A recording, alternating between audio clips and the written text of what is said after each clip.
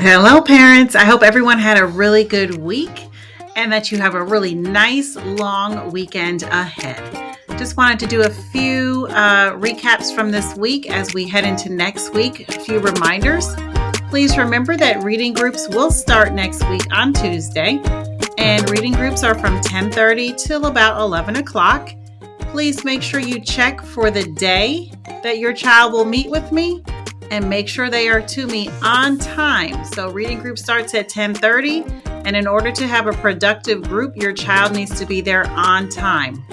Not 10:35, 10:40, they need to be there at 10:30.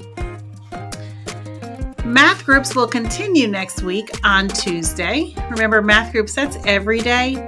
I was so excited to see the students on Thursday, how excited they were to join their math group, get in there and make sure that they were on time for their group, especially my marshmallows. So parents, if your child is in the marshmallow group, please remind them, and I did tell them this today, and we'll probably go over this a few more times next week, but please remind them that this is the one time Ms. Cook does not want them to show up too early. And that's because the donuts will still be with me. So donuts group is from 8 to 8:25. My marshmallows really need to come to me at 8:25 and no sooner. And that's just because if I'm still wrapping up with the donuts, I don't want the marshmallows to, be a distraction or to cause anyone to forget anything that I'm telling them on their way out. So please remind your students of that. My marshmallow group come at 8:25 and no sooner. But again, we'll go over that next week because this is something new that we're starting. And I understand it's going to take us some time to remember that. But again, Thursday, it was really neat to see all the kids ready for their group. And it was good to see how well they did with that new transition. I want to touch base on homework. Parents, please know that homework should not be taking hours each night to complete. If you're finding that your student is working long hours after school, please encourage them to fully listen when they are in class. Because if they're listening in class, when I give time for them to work on their unfinished work, they should be able to complete it on their own. After every class, I ask, are there any questions? If someone didn't understand something or they need clarification, students usually tell me they're good. They understand what they need to do.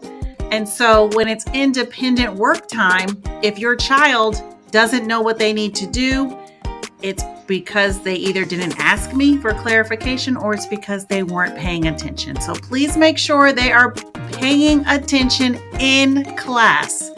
Another reason why students might be working long hours after school is because they did not use their independent work time wisely. So every day in the afternoon, we have app work time, and we in app work time have a section for independent work. That is a great time for them to work on that independent work, to ask questions if they have questions from me for their independent work. There is no student that should be working after 4 o'clock any day of the week. There is no student, again, that should be working after 4 o'clock any day of the week.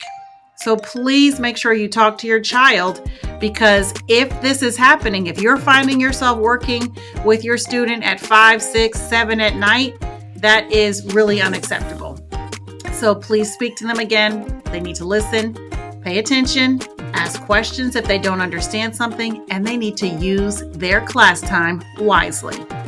If it doesn't improve, if you're finding that you're still sitting there long hours into the evening, if it does not improve, please let me know immediately. We will be starting something new, and this is not a new schedule, so there's no need to worry about having to set another alarm, but we will be starting something new. So parents, this is what we're going to be starting. I feel like at the end of every week, I really want to touch base with every family individually to let them know how their student did that week in both academics and both behavior-wise. So what you're going to find, and please check your email, a link was sent out today. The says September 30th. It was sent out today, August 30th. But a link was sent out today, and this is going to be your permanent reference for reviewing your students' weekly strengths and areas of improvement. It is your responsibility to check this on a weekly basis. When our newsletter is published, this form will be updated accordingly for you as well. So in it, you will find the date for the week that we are in review of. You will find your child's areas of strength. That's the area you want to see checked. If you do not see this area checked, it is because your child has an area that they're struggling in, and they're going to want to make improvements for the upcoming week.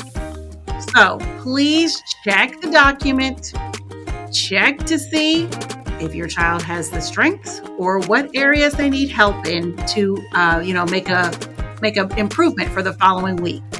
I will also leave comments, so check the comment area for me as well. And if you have any questions or concerns after looking at the document, you can always send me a remind or an email, and I will get back to you as soon as I can. So this is very important, something that we're starting. Again, this is up to the parent to check weekly. So when the newsletter goes out, this will go out as well. So all you have to do is click the link that I have emailed you, and you will see this updated every single week. Please make sure you stay on top of this. It is your responsibility as the parent to know what is happening with your student work-wise and behavior-wise. A few reminders. Classroom expectations must be followed to ensure the educational success of your student. If we're following our expectations, then that is when the best learning is going to take place. If we're not following expectations, then learning is really not taking place. No side conversations during lessons. A lot of that has cut down this week, so thank you so much for that. There are a few students that are still having side conversations with people at home while I am teaching, and that is not acceptable.